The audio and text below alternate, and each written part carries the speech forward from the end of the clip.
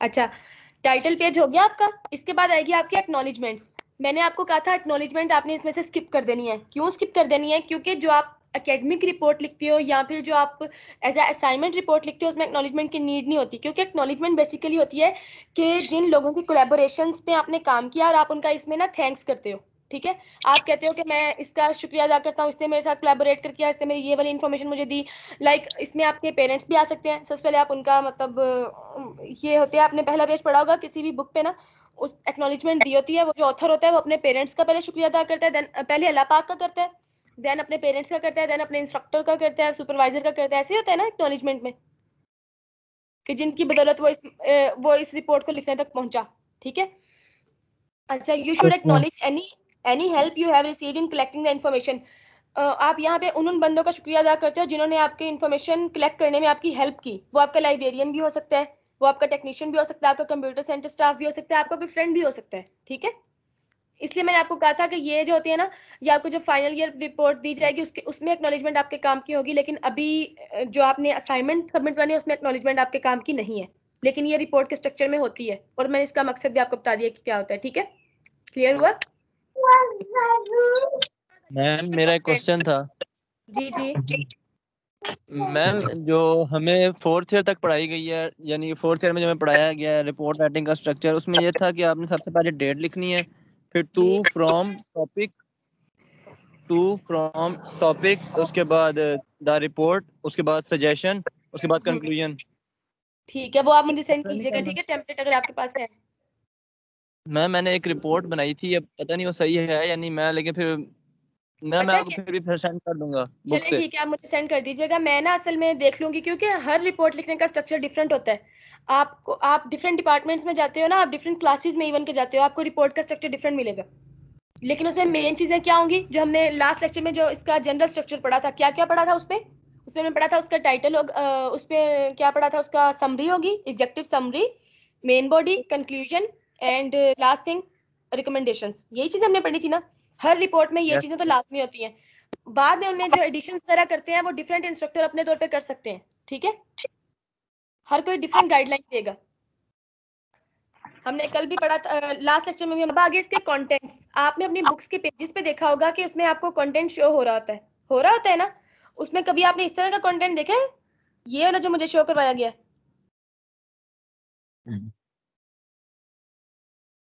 Table of content ऐसा देखा है किसी ने? अब देख लें। और कभी भी समरी और टेबल ऑफ कंटेंट एक पेज पे नहीं लिखते। अंडरस्टैंड? ये किसी बच्चे की रिपोर्ट है जो मैं बता रही हूँ, और वो इसको चेंज करके मुझे सबमिट दोबारा करवाएगा। अच्छा, टेबल, आपकी मिस्टेक्स बता रही हूँ। टेबल ऑफ कंटेंट में आपने क्या करना है, टेबल ऑफ कंटेंट आपने इस तरह के बुक्स में देखे होंगे अपने। फर्स्ट करें, समरी की वैसे कोई भी नहीं होती यहाँ पे, इसका होता है इंट्रोडक्शन का। फर्स्ट करें, आपने इसको दिया है 1 डॉट, और इस तरह के आपने देखे होंगे। सॉरी, इस तरह नहीं, ये आपका टेबल ऑफ कंटेंट है, 1 पेज। यहाँ पे आपके पेजेस शो हो रहे होते हैं और यहाँ पे आपकी नंबरिंग शो हो रही होती है जो आपने उस हेडिंग को दी है। ऐसे होता है ना table of content?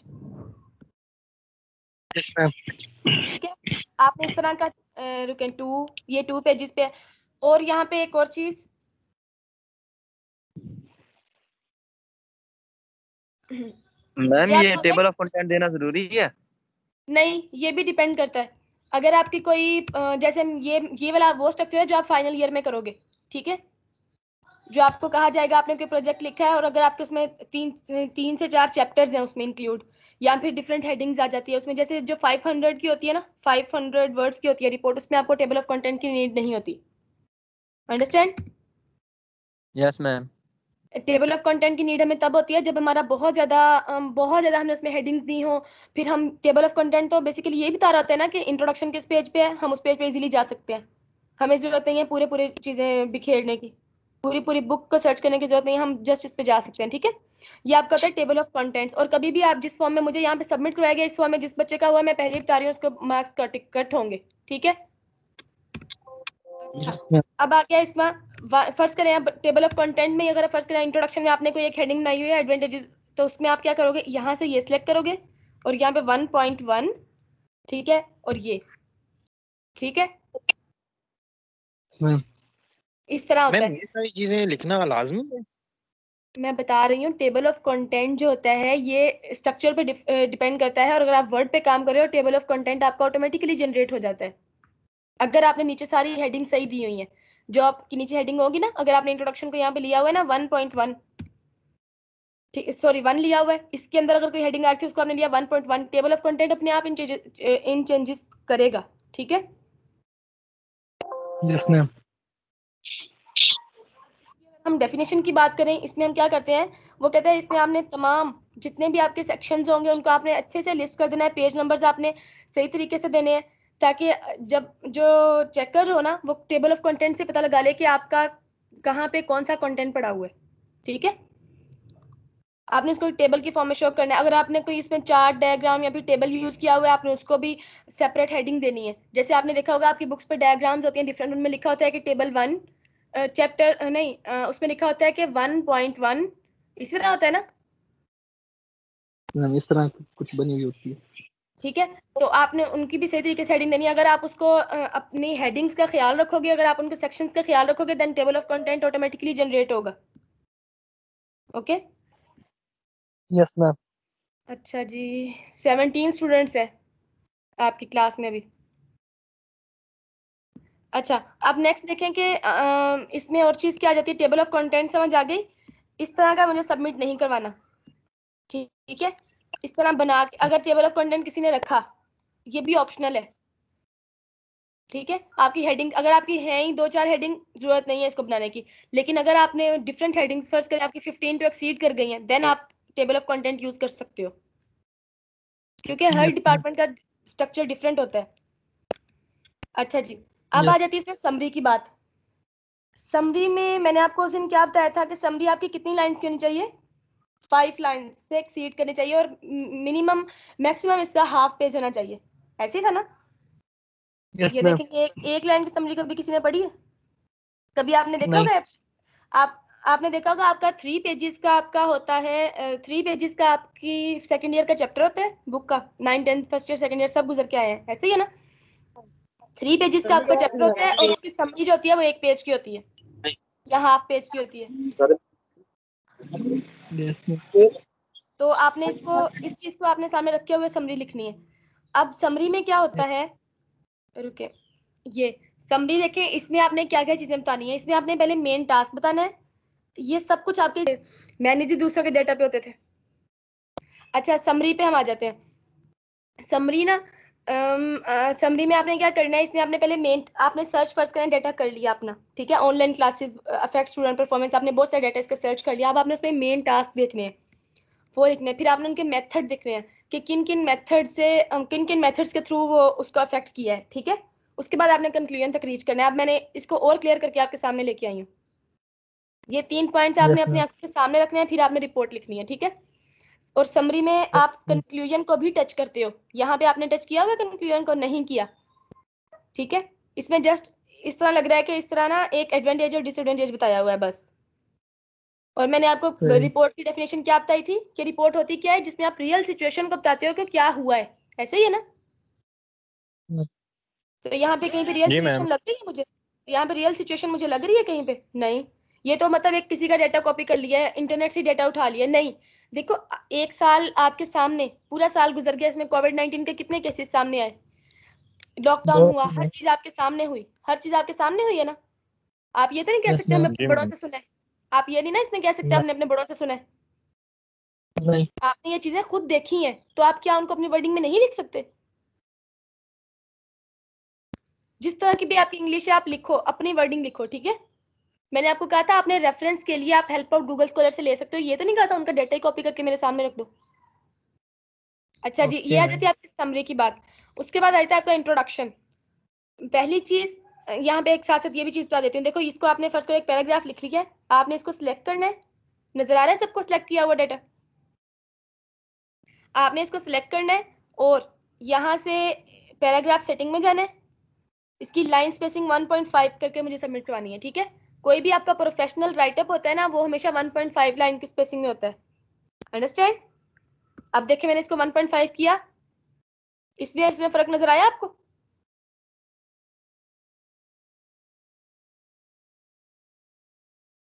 Are you listening me? जी मैम। ठीक है, तो अब इसको आपने साथ साथ इस तरह भी करना है। अच्छा जी, अब आ गया आपका इंट्रोडक्शन। इंट्रोडक्शन में कभी भी एडवांटेज से चीज स्टार्ट नहीं करते।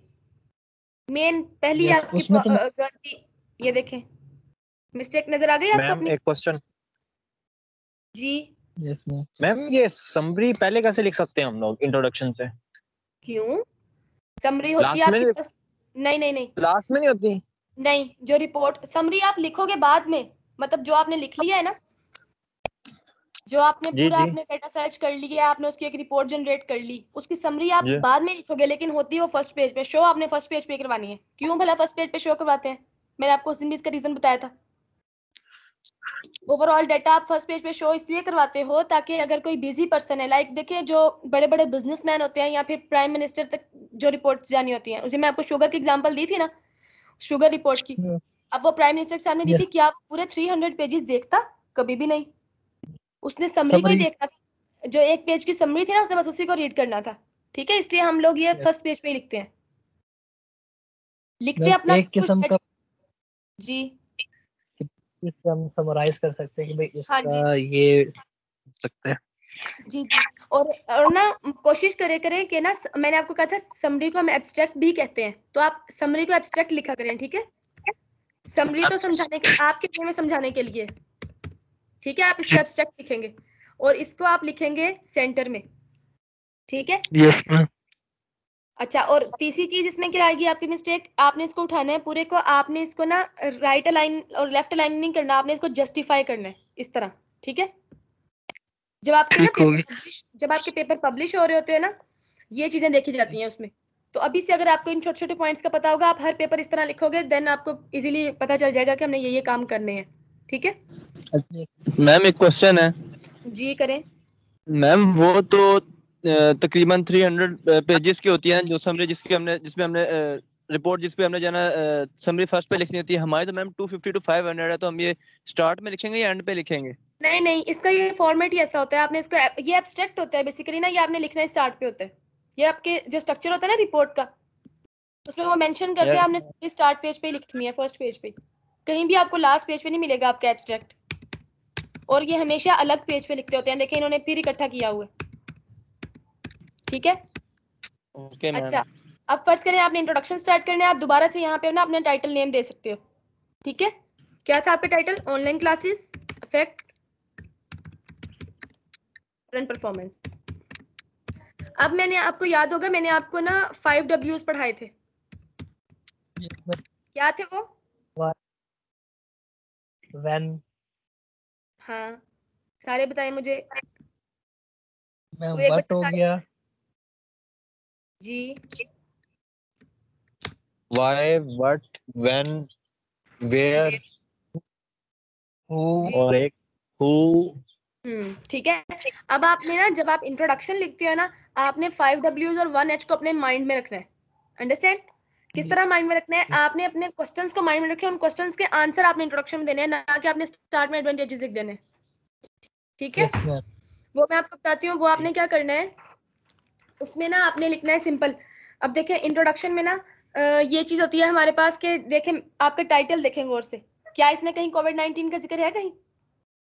नहीं। तो अब और ये ना, ये राइटर पे डिपेंड करता है कि वो किस वे में इसे लिखे। मैंने जस्ट दिया online classes affect student performance. अब कोई राइटर इस तरह का होगा, वो इसको ना कोविड-19 की सेंस में ले जाएगा। कोई राइटर इस तरह होगा कि वो जस्ट ये कह देगा कि जो स्टूडेंट फेलियर या सक्सेसेस के फॉर्म में आ रहे हैं, उन उस वे में ले जाएगा। ऐसे ही होगा ना? ठीक है, वो कोविड-19 का कोई राइटर ऐसा होगा, वो जिक्र ही नहीं करेगा कोविड-19 के अंदर। वो जस्ट ये कह देगा कि ऑनलाइन क्लासेस ने ना स्टूडेंट को इस तरह से अफेक्ट किया है कि उनके जो एजुकेशन लॉस है, या फिर इस तरह क्या इसको कह सकते हैं, फेलियर केसेस हैं वो ज्यादा आ रहे हैं। आप लोग कहते रहे हैं ना शायद हम ऑनलाइन पेपर देंगे, हम ज्यादा जगह, आपको पता है 60% स्टूडेंट ज्यादा फेल हो रहे हैं इसमें ऑनलाइन क्लासेस में। मैम वही जो कैसे इंस्टीट्यूट में मैम। मतलब के लिए जाते हैं उन्हीं में फेल होते हैं। जी जो इंस्टीट्यूट के अंदर लिए जाते हैं ऑनलाइन पेपर्स वो उन्हीं में नहीं, फेल हो जाता है बंदा, नो, आपको पता जो है घर बैठ के देते हैं। जो अब इसकी रिपोर्ट आई है ना, जो स्टूडेंट देखो घर बैठ के हम देते हैं, हमारे माइंड में ना एक चीज बैठ गई है कि अगर हम घर बैठ के देंगे ना तो हमें पढ़ने की जरूरत नहीं है, हम बस बुक से देख के लिख लेंगे। इसी तरह है ना, मतलब हमारे माइंड में एक चीज ही बैठी हुई है। अब स्टूडेंट का क्या होता है कि जब फर्स्ट करा उनको ना एक एमसीक्यू के लिए 90 सेकंड दिए, अब वो क्या करेगा, जैसे उसके सामने एमसीक्यूज आया उसने जल्दी जल्दी सारा डाटा सर्च करने लग गया, बुक्स सर्च करने लग गया, नोट सर्च करने लग गया, ठीक है। अब इसमें क्या होता है, वो खुद कंफ्यूज हो जाता है। तो जो स्टूडेंट्स ना जो स्टूडेंट पहले पढ़ने वाले थे, अब ये रिपोर्ट निकली है कि जो स्टूडेंट पहले पढ़ने वाले थे वो इसमें जो है वो मतलब उनका लॉस हो जा रहा है, और जो स्टूडेंट को टेक्निक्स थी किस तरह हमने इससे निकलना है, वो जिनकी जीपीएस पहले आती थी, आप लोग तो जीपीएस सिस्टम में नहीं हो ना, जिनकी जीपीएस पहले आती थी 3.1 3.2 में, उनकी माशाल्लाह से अब 4 आने लग गई हैं, ये शरह निकली है अब। और जिनकी 4 में आती थी, 3.9 में आती थी, उनकी अब 3.1 में चली गई हैं। मैम यही ये इफेक्ट टैलेंट किया है ना। तो इस टैलेंट को देखते हैं अब हम किस तरह से अपनी रिपोर्ट जनरेट करेंगे। इसी टैलेंट को देखते हुए आपने अपनी रिपोर्ट जनरेट करनी है बस, ठीक है। ओके आपने मैम। आपने इसमें अपने पॉइंट बताने हैं। अच्छा, अब देखें यहाँ पे जो चीज आ गई इंट्रोडक्शन। यहाँ पे मैंने कहा है कि इसमें ना 5 W's आपने अपने माइंड में रखने हैं। 5 W's में मीन्स के अब online classes affect student performance. अब देखिए अगर मैं इसको किस वे में लूँ, अगर मैंने बहुत सारा डेटा सर्च किया है, मेरे माइंड में इसका ना इस तरह क्वेश्चन बन सकता है कि why you need online classes, ठीक है। पहले मैं स्टार्ट में ये नहीं लिखूंगी कि कोविड-19 की वजह से ऑनलाइन क्लासेस हुई, नहीं। पहले हम लिखेंगे कि ऑनलाइन क्लासेस स्टार्ट हुई ड्यू टू कोविड-19, ठीक है। स्टार्ट में हम इंट्रोडक्शन में ये लिखे, आप लोग ये पॉइंट लिखते जाएं, आपके जब आप रिपोर्ट लिखेंगे आपको काफी हेल्प आउट होगा। Online classes start, why you need online classes, ठीक है। अगर आपका आंसर इसमें ये हुआ ना, किसी स्टूडेंट का कुछ होगा, किसी का कुछ होगा, अगर आपने अपने आंसर में इसमें फर्स्ट टाइम में आप ये लिखा ना ड्यू टू कोविड-19, देन आप नेक्स्ट टाइम में इसको एक्सप्लेन करोगे कि व्हाट इज कोविड-19, ओके। आप उनको फिर 2 to 3 लाइंस में आप एक्सप्लेन करोगे व्हाट इज कोविड-19, उसके बाद आप कहोगे कि वेयर टू स्टार्ट कोविड-19, ठीक है, कि किस कंट्री से, किस सिटी से ये स्टार्ट हुआ। Got it. Yes ma'am. उसके बाद आपके 3-4 क्वेश्चन यहाँ पे हो गए इंट्रोडक्शन में। इंट्रोडक्शन में बार बार बता रही हूँ, कभी भी आपने एडवांटेजेस और डिसएडवांटेजेस नहीं लिखने, ठीक है। इसमें आप रियल टाइम सिचुएशन लिखोगे जो आपके सामने हुई है। आपके सामने देखो पिछले साल क्या हुआ था, पहले कोविड-19 आया, ठीक है। इसने क्या किया, इसने आप बताओगे, रीजन बताओगे ऑनलाइन क्लासेस कैसे स्टार्ट हुई। उसके लिए कैसे आप इसको स्टार्ट कर सकते हो, आप कहोगे कोविड-19 आया, ये वुहान से, चाइना का सिटी था वुहान, यहाँ से आया, ठीक है। इसने क्या किया, ये कहाँ कहाँ स्प्रेड हुआ, ठीक है। उसके बाद फिर आप आओगे कि लॉकडाउन इम्प्लीमेंटेशन हुई होल वर्ल्ड में, ठीक है। लॉकडाउन इम्प्लीमेंटेशन हुई, पता चला ओके इंट्रोडक्शन में मैम। आपने क्या चीज लिखनी है। अब आपको पता चला आपने इंट्रोडक्शन जी में क्या मैम चीज समझ आ लिखनी है। गया। आपने एडवांटेजेस और डिसएडवांटेजेस की जाने की बजाय आज जो आपके सामने हुआ है, रिपोर्ट का मतलब ही वही है कि आपने रियल सिचुएशन बतानी है इसमें, ठीक है। क्योंकि इंटरनेट पे देखें बहुत सारा डाटा है, हम कहीं से भी उठा के इसको ना यहाँ पे कॉपी पेस्ट करके दे सकते हैं। मैं चाह रही थी आप अपनी वर्डिंग लिखें यहाँ पे जो आपके सामने चीज हुई है। आप इसमें लिख सकते हैं कि कोविड-19 आया, ठीक है, ये चाइना से इस होता होता ये पूरे मतलब कंट्री में, पूरे वर्ल्ड में फैल गया। उसके बाद आप इसका देन फिर आप यहाँ कह सकते हैं एजुकेशन लॉस हुआ बहुत सारा। फिर इस एजुकेशन लॉस होने की वजह से फिर आप यहाँ पे एक पॉइंट बता सकते हो कि physical classes converted to online classes, ठीक है। ये आपका फिर लास्ट पे ये पॉइंट आ जाएगा इंट्रोडक्शन में। उसके बाद आपने ना जनरल देखो, पहले आपने होल वर्ल्ड का बताया, देन आप अपनी कंट्री की तरफ आ रहे हो, ऐसे ही है ना। आप चाइना की कंट्री वुहान से निकले और आप फिर आहिस्ता आहिस्ता अपने पाकिस्तान की तरफ आ रहे हो, जनरल से स्पेसिफिक की तरफ आपने इसमें आना है। और फिर आपने जब बताना कि एजुकेशन सिस्टम इसमें बहुत ज्यादा अफेक्ट हुआ, ठीक है। ज्यादा अफेक्ट कहाँ पे हुआ हमें तो नहीं पता चल रहा, हम तो रोजाना ऑनलाइन क्लासेस ले रहे हैं, लेकिन आपको पता है रूरल एरियाज में कितना ज्यादा इसका अफेक्ट हुआ है। वहां पे स्टूडेंट के पास लैपटॉप्स नहीं है, मोबाइल्स नहीं है, ठीक है। उनको अगर उनको ऑनलाइन क्लासेस लेनी पड़ रही है तो वो कितनी मुश्किल में है बेचारे, ठीक है। उनका जी बहुत ज्यादा मैम हर लॉस हो चीज रहा महंगी भी होगी। है। हाँ जी, फिर बहुत ज्यादा पर ये एक्सपेंसिव भी हो गई है।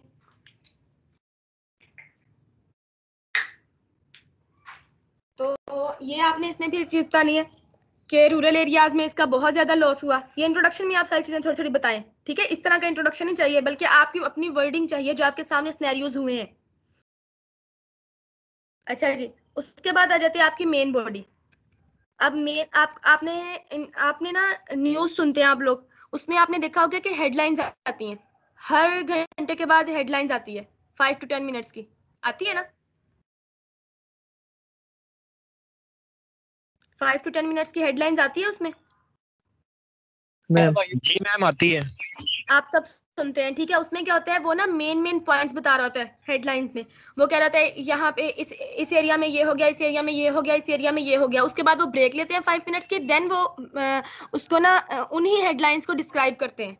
यही होता है ना मैम? चीजें तो बार बार वही घुमा रहे होते हैं। हाँ, तो वो क्यों, आपने भी अपनी रिपोर्ट में ऐसे ही काम करना है। आपने अपने इंट्रोडक्शन में हेडलाइंस देनी है। अपने माइक ऑफ करें।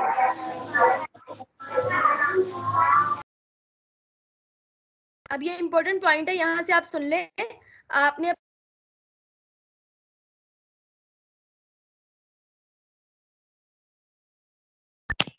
मैम आपकी आवाज नहीं आ रही। आपने उसमें ये वाला पॉइंट इंपॉर्टेंट है यहाँ पे कि आप लोग हेडलाइन सुनते हैं। उसमें आपने देखा होगा कि वहां पे मेन पॉइंट्स बता रहे होते हैं, देन उनको डिस्क्राइब करते हैं 5 मिनट्स की ब्रेक के बाद। आप समझें, जो आपका इंट्रोडक्शन है वो आपकी हेडलाइंस है, ठीक है, और आपकी जो देन बॉडी है वो आपकी उन्हीं हेडलाइंस की डिस्क्रिप्शन है। आपने ये काम करना है, ठीक है। इंट्रोडक्शन और आपका जो बॉडी है ना, ये आपका मैच करना चाहिए एक दूसरे से। अच्छा, इसमें आप देखिए इंट्रोडक्शन में एडवांटेजेस और डिसएडवांटेजेस की बात आपने नहीं लिखनी, हमने इसमें आ गया। अच्छा, इंट्रोडक्शन में उन्हीं जो आपने इंट्रोडक्शन लिखा है, अब उन्हीं को आपने मेन बॉडी में डिस्कस करना है। इससे पहले हम चलते हैं अपनी स्लाइड की तरफ। इंट्रोडक्शन में आपने 3 चीजें अपने माइंड में रखनी है। क्या क्या वो चीज होगी? पहली चीज, आपने अपना ऑब्जेक्टिव उसमें क्लियर बताना है। यहाँ पे देखिए, मुझे इसका ऑब्जेक्टिव पता चल रहा है। आप पढ़े ये लाइन को स्टूडेंट, ये पूरा पैराग्राफ पढ़े और इसका ऑब्जेक्टिव पता चल रहा है। इसका ऑब्जेक्टिव क्या है?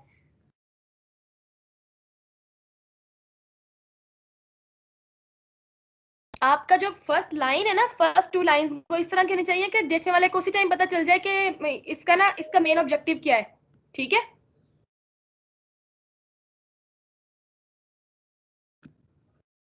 नहीं मैम समझ नहीं आ कौन कह रहे हैं समझ नहीं आ रही?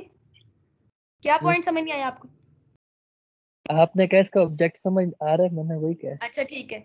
अब देखिए, इस स्टूडेंट ने क्या किया हुआ है, ये जिस स्टूडेंट की भी है ना, मेरा कोई मकसद उसको तो ये नहीं था कि मतलब यहाँ पे लाके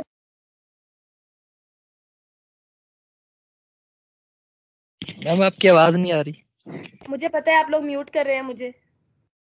नहीं नहीं मैम। वेट, मैं आपको अटेंडेंस बनाती हूँ ना, देन इस तरह की कोई नहीं कर पाएगा। हम भी वहां से उठ के यहाँ पे आए हैं। हो सकता है आपको किसी ने म्यूट कर दिया है। जी जी जी, मुझे पता है।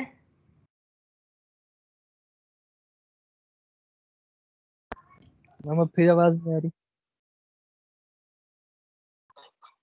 अच्छा जी, अब आपको पता चल गया इंट्रोडक्शन में क्या होता है। इंट्रोडक्शन में आप लोग ये पॉइंट रखिए, आपकी हेडलाइंस देनी है आपने इंट्रोडक्शन में और उन्हीं को डिस्क्राइब करना है आपने मेन बॉडी में। ओके। Yes ma'am. अच्छा, इंट्रोडक्शन में आपका ऑब्जेक्टिव क्लियर होना चाहिए, आपकी रिपोर्ट की एक लिमिट होनी चाहिए, और मेथड ऑफ इंक्वायरीज। अब देखिए, हमने जो फर्स्ट लेक्चर पढ़ा था उसमें हमने एक चीज पढ़ी थी कि उसमें एनालिटिकल थिंकिंग होती है आपकी। मैंने एक एक्सीडेंट की एग्जांपल दी थी, ठीक है। लास्ट लेक्चर में एक्सीडेंट की एग्जांपल दी, मैंने कहा जो आपके सामने हुआ आपने उसको देखना है और उसको लिखना है, ठीक है। अगर आपके सामने वो चीज नहीं हुई, आप बाद में आए हो, 5 मिनट बाद आए हो, देन आप क्या करोगे? आप उसको इन्वेस्टिगेट करोगे। कहाँ से करोगे? डिफरेंट पीपल से जाके, ऐसे ही है। आप उन्हें कहोगे कि यहाँ पे यहाँ पे अभी क्या हुआ है, आप इन्वेस्टिगेशन के डिफरेंट मेथड्स देखोगे, ठीक है। तो ये चीज होती है आपके इंट्रोडक्शन। आपने जहाँ जहाँ से अपने डेटा सर्च किया है, आप वो चीजें सारी यहाँ पे लिखोगे, ठीक है। पहले आपका ऑब्जेक्टिव क्लियर होना चाहिए, देन आप उसके इंक्वायरी के जो मेथड्स हैं आप उनको देखोगे। यहाँ पे ना मैं 3 वर्ड्स इकट्ठे यूज कर रही हूँ, इंक्वायरी, इन्वेस्टिगेशन और एनालिसिस। ये तीनों चीजें सेम होती हैं, इनको माइंड में रखिएगा। जहाँ पे भी मैं इन तीनों का करूँ ना यूज, आप समझिएगा कि तीनों एक ही टर्म में यूज कर रही हूँ, ठीक है। इन्वेस्टिगेट करना, इंक्वायरी करना या फिर एनालिसिस करना। अच्छा, उसके बाद आ जाता है आपकी मेथोडोलॉजीज। आपका इंट्रोडक्शन के बाद ना, अब देखिए इन्होंने इंट्रोडक्शन के बाद फौरन डिस्कशन कर दी, इस तरह नहीं करना था। इंट्रोडक्शन के फौरन बाद होता है आपकी मेन बॉडी, और मेन बॉडी में मैंने आपको अभी क्या बताया है, आपने क्या करना होता है, जो आपकी हेडलाइंस होती हैं आपने उनको डिस्क्राइब करना होता है यहाँ पे। तो डिस्कशन की बजाय आप यहाँ पे लिखोगे मेथोडोलॉजीज, ठीक है, जैसे ये लिखा हुआ है। इसमें आप बताओगे वही 5 Ws एंड 1 H के कौन कौन से आपको मेथड्स आपने फाइंड किए यहाँ पे इंक्वायरी के, ठीक है। कितनी मतलब आपने क्या किया, मेरी जो लास्ट क्लास थी, जो आपका सेक्शन ए है, उनमें से एक स्टूडेंट ने कहा मैम मैंने इस तरह की असाइनमेंट बनाई है, मैंने डिफरेंट लोगों से इसकी रिव्यू लिए, मैंने एक लिखा, क्वेश्चन आयर बनाया। क्वेश्चन आयर का पता होगा ना आपको, जो आपसे फॉर्म फिल करवाते हैं। Yes ma'am. उसमें ना उसने कहा मैम मैंने देखिए, अब उसका मुझे बहुत अच्छा मेथड लगा। उसने क्या किया, उसने पहले एक क्वेश्चनर बनाया, उसने अब उसमें ना डिफरेंट क्वेश्चंस लिखे और देखा कि कितना अफेक्ट किया ऑनलाइन क्लासेस ने स्टूडेंट्स को। उसने कहा मैम मैंने इस तरह बनाया और मैंने ना फेसबुक पे और इंस्टाग्राम पे डिफरेंट लोगों से ना इसके रिव्यूज लिए, अपने फ्रेंड से सबको सेंड करके ना उनसे रिव्यूज लिए। फिर मैंने देखा कि व्हाट्सएप डाटा कलेक्ट किया, मैंने इंस्टाग्राम और मैंने फेसबुक डाटा कलेक्ट किया और मैंने देखा कि किन किन के क्या क्या रिव्यूज है। ठीक है, कहता अब मेरे पास एक रिपोर्ट आ गई, अब मैं उसी को अपनी रिपोर्ट जनरेट कर लूंगा। तो कितना अच्छा मेथड है। ये चीजें आती है आपकी मेथोडोलॉजीज में। आपने डिफरेंट क्वेश्चनायर्स बनाए, आपने इंटरव्यूज किए, या फिर आपने किस तरह से डाटा कलेक्ट किया, ये सारी टेक्निक्स आप इसमें बताते होते हो। ठीक है, मेन बॉडी में। अंडरस्टैंड? Yes ma'am. आप कभी भी इंट्रोडक्शन के फौरन बाद डिस्कशन स्टार्ट नहीं करोगे, क्योंकि मेन बॉडी में आप पहले, मैंने आपको फर्स्ट लेक्चर में बताया था, फैक्चुअल डिस्क्रिप्शन बताते हो, ऐसे ही है ना? तो फैक्चुअल डिस्क्रिप्शन यही होती है हमारी कि हमने उसको स्टेप्स में डिस्क्राइब करना है। अच्छा, नेक्स्ट चीज इसमें आ गई रिजल्ट्स। अब रिजल्ट्स और कंक्लूजन में मेन डिफरेंस ये होता है कि रिजल्ट होता है कि जो आपने जिन स्टेप्स के थ्रू आप आए हो। देखो मैंने आपको कहा कि यहाँ पे ना एक्सीडेंट हुआ, आपने इसको इन्वेस्टिगेट करके आना है मेरे पास। आप इन्वेस्टिगेट करके आए कि हमने इसमें से ना ये इसका रिजल्ट है। ठीक है, मतलब आपने पूरा उसको एनालाइज किया उस सिनेरियो को और देन आपने उसका मुझे एक रिजल्ट ला के दे दिया। वो चीज आपने यहाँ पे करनी है। कंक्लूजन और चीज होती है, रिजल्ट्स और फाइंडिंग्स आपकी अलग चीज होती है। ठीक है, और जितना हो सके आप इसको सिंपल वे में प्रेजेंट करो, एक लाइन में प्रेजेंट करो। और कुछ डिफरेंट वेज है यहाँ पे। ठीक है, आप इनको टेबल्स में भी प्रेजेंट कर सकते हो, ग्राफ में भी, पाई चार्ट में भी, बार चार्ट में भी। मैं यहाँ पे आपको यहाँ पे एग्जांपल बताती हूँ, रुके मैं यहाँ पे ओपन की होगी। ये देखें, ये एक ना हमने एक रिसर्च रिपोर्ट ओपन की हुई है, नजर आ रही है सबको? रुके दोबारा से ओपन कर लेते हैं। ये वाली एक रिसर्च रिपोर्ट ओपन हुई है, ये नजर आ रही है किसी को? Yes ma'am. इसमें देखें इन्होंने क्या किया हुआ है,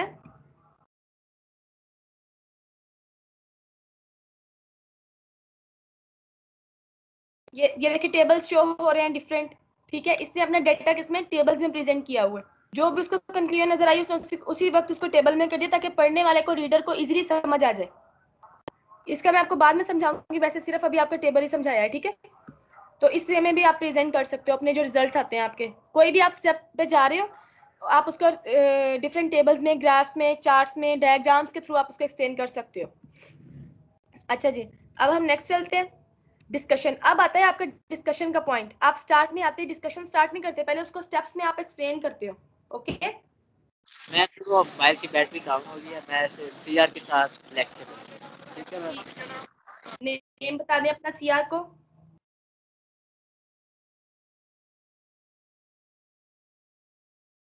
जी सीआर के साथ लेक्चर दे रहा हूँ, मेरे मोबाइल की बैटरी गई। चलें ठीक है। अच्छा, अब आगे डिस्कशन आपकी। डिस्कशन में जो भी आपने ऊपर एनालाइज किया होगा ना, आपने जितना भी ऊपर डाटा एनालाइज कर लिया है, आप इसको डिस्कशन में आके आप उसको इंटरप्रीट करते हो अपनी वर्डिंग में, उसके अपनी वर्डिंग में नहीं, सॉरी मेरे मुंह से यहाँ पे निकल गया, इंटरप्रीट करते हो उसी जो आपने एनालिसिस किया होता है। ठीक है, उसको आपने जो भी आपकी इन्फॉर्मेशन कलेक्टेड होती है उसको आप उसकी इंपॉर्टेंस यहाँ पे बताते हो।